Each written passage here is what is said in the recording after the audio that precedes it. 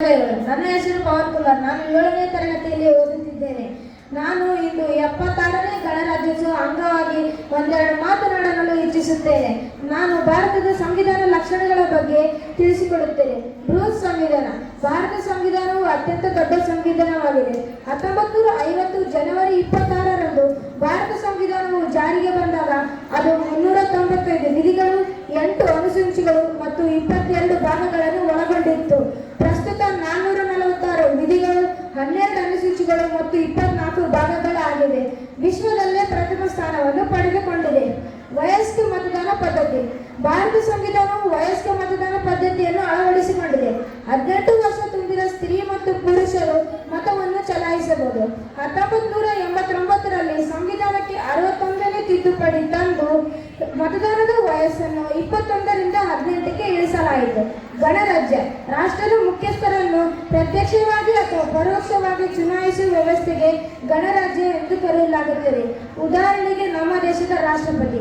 ಜಾತ್ಯತೀತ ರಾಷ್ಟ್ರ.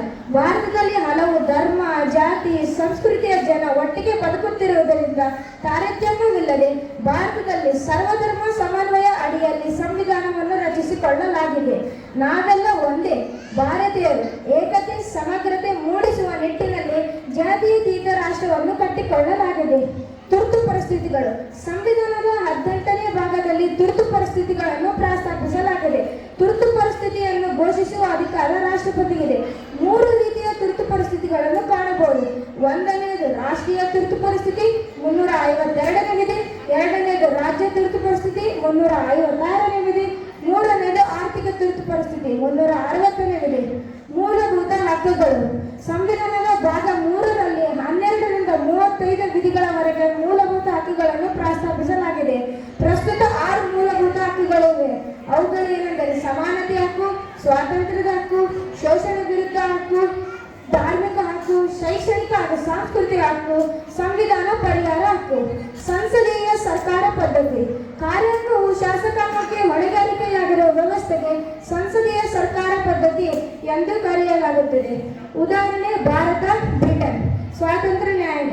ಭಾರತ ಸಂವಿಧಾನವು ಸ್ವಾತಂತ್ರ್ಯ ನ್ಯಾಯಾಂಗ ವ್ಯವಸ್ಥೆಗೆ ಅವಕಾಶ ಮಾಡಿಕೊಡಲಾಗಿದೆ.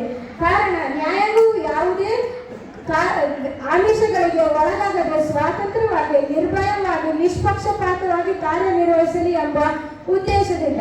ಏಕಪೌರತ್ವ. ಭಾರತ ತನ್ನ ಪ್ರಜೆಗಳಿಗೆ ರಾಷ್ಟ್ರೀಯ ಪೌರತ್ವ ಮಾತ್ರ ನೀಡಿರುವುದಕ್ಕೆ ಏಕಪೌರತ್ವ ಎನ್ನಲಾಗುತ್ತದೆ.